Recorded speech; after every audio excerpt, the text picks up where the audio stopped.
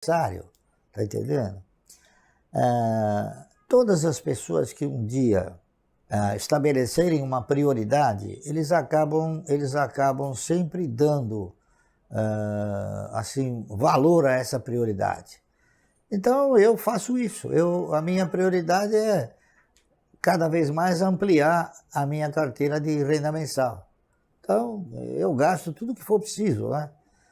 Eu até brinquei inúmeras vezes, falei, eu vou mudar meu nome, em vez de Luiz, eu vou me chamar Gastão, tá entendendo?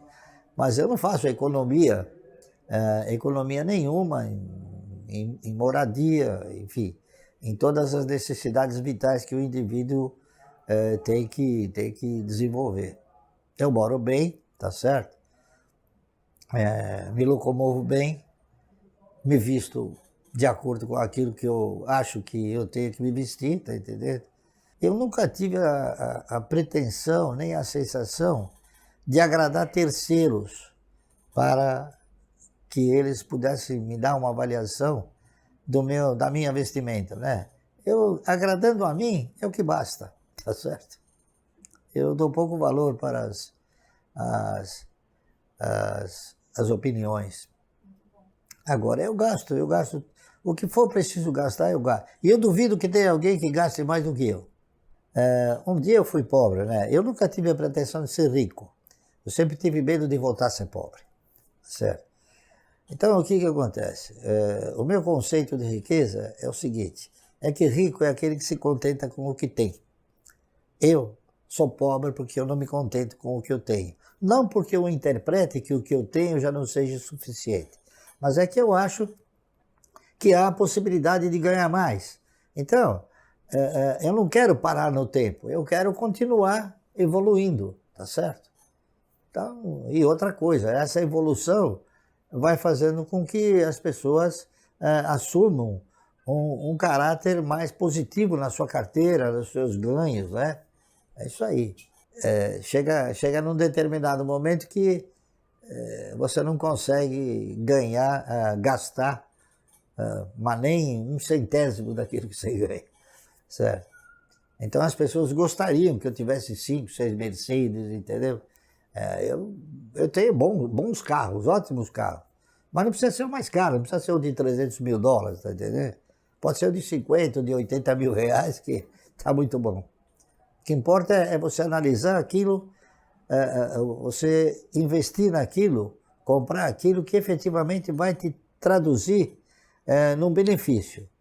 Eu não sou uma pessoa que compra bengalas, tá certo? Bengalas é o seguinte, eu não preciso chegar para uma pessoa e falar, olha, tá vendo, eu tenho isso, eu tenho aquilo, eu tenho outro. Ao contrário, as ações é um ativo que esconde o teu patrimônio, tá entendendo? Não é como são patrimônios assim que são ostentatórios, né? A ação não é ostentatória, porque ela está guardadinha, ninguém sabe se você tem ou se não tem, se é verdade ou se é mentira, né? Enfim, a Bolsa não tem milhões de investidores. A Bolsa tem muitos especuladores. Então, às vezes, o cidadão chega para mim e pergunta, ô Márcio, me diga uma coisa, qual é a hora de vender uma ação? Eu falo, mas a ação é feita para comprar, não é feita para vender. Tá entendendo? Então, esses milhões a que você se refere são milhões de especuladores, porque na realidade, investidores como eu, há uma quantidade muito pequena. E eu vou dizer até uma coisa que é o meu sentimento. A Bolsa como instituição, ela não deseja investidores como eu. Ela quer que o cidadão que entre no mercado seja um especulador. Por quê? Através desses fluxos especulativos é que ele consegue gerar o quê? Ele consegue gerar emolumentos para a Bolsa. Então a Bolsa tem assim, muita pouca consideração, tá certo? Em relação aos investidores. Ela oferece muita consideração aos especuladores, que é o que ela quer que entre para o mercado. Por exemplo, o investidor, como eu, é aquele que se preocupa em ter um patrimônio que lhe permita ter uma renda mensal. Está correto? Ao passo que o especulador é aquele que está preocupado em um gap, em comprar um preço e vender outro preço um pouco mais caro. Essa aqui é a grande... Então, às vezes o cidadão pergunta, mas como é que você conseguiu ficar milionário? Simplesmente porque eu não vendi.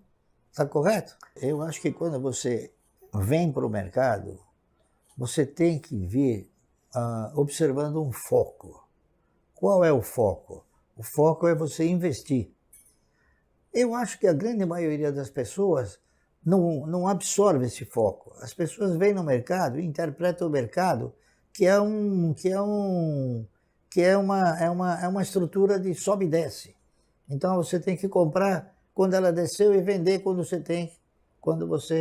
ela subiu. E não é. Você tem que se posicionar de forma tal, eu volto a repetir, que você não assuma a postura de um acionista minoritário, que você assuma a postura de um pequeno dono, tá entendendo? E o pequeno dono, ele segue a trilha do dono, ele nunca vende, tá entendendo? A verdade é essa. Quer dizer, nunca vende não. Por exemplo, o dono da Ocean Pact vendeu a empresa. Então não é nunca, né? Existem aqueles que aproveitam até o mercado para poder vender as suas empresas, tá certo? Mas essas são empresas que a gente nunca deve comprar. Mas é muito importante você, primeiro, você estabelecer uma prioridade na sua vida, né? Então, essas prioridades, elas vão fazendo com que essa prioridade vai fazendo com que você, ao longo do tempo, você vai administrando os seus egos, tá certo? E com o decorrer do tempo você passa a controlar os seus egos. Então, eu sou uma pessoa que controla os meus egos. A maioria das pessoas não conseguem controlar os egos. Então as pessoas compram e gastam assim de uma forma desordenada. Eu não, eu gasto de uma forma ordenada, tá correto? Eu nunca faço uma aquisição sem eu ter feito uma análise muito profunda. Já fui tentado inúmeras vezes, né? Mas ninguém conseguiu, tá certo? Então eu procuro analisar e olhar o futuro. Eu não olho assim, eu olho para frente, né? Então quando o cidadão tiver que comprar ações, tiver que entrar no mercado de valores, ele tem que analisar os projetos, ver a perenidade, ver a sustentabilidade do papel, a origem dos resultados, a potencialidade da empresa, né? o histórico de distribuições, enfim.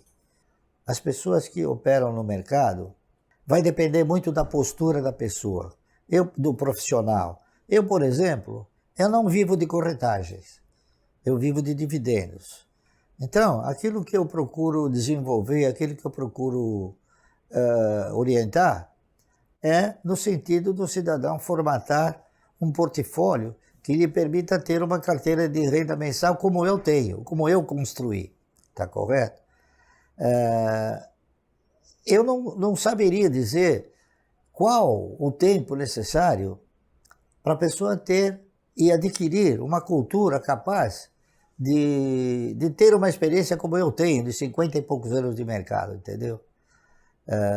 E até hoje eu aprendo, a verdade é essa. Né? Veja que eu comprei o Ocean Pact, né? Isso aí é um aprendizado que eu nunca pensei que talvez eu fosse ter que aprender novamente. Há muitos anos eu aprendi um negócio interessantíssimo.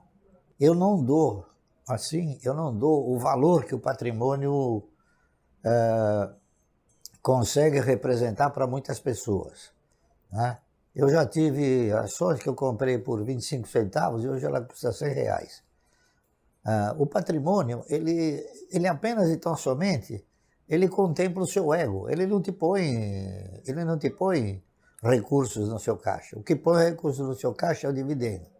Então, eu não me preocupo com a oscilação do meu patrimônio, porque ela costuma oscilar de uma forma expressiva, né? Expressiva que eu digo de 300 a 400 milhões a cada vez que dá uma crise.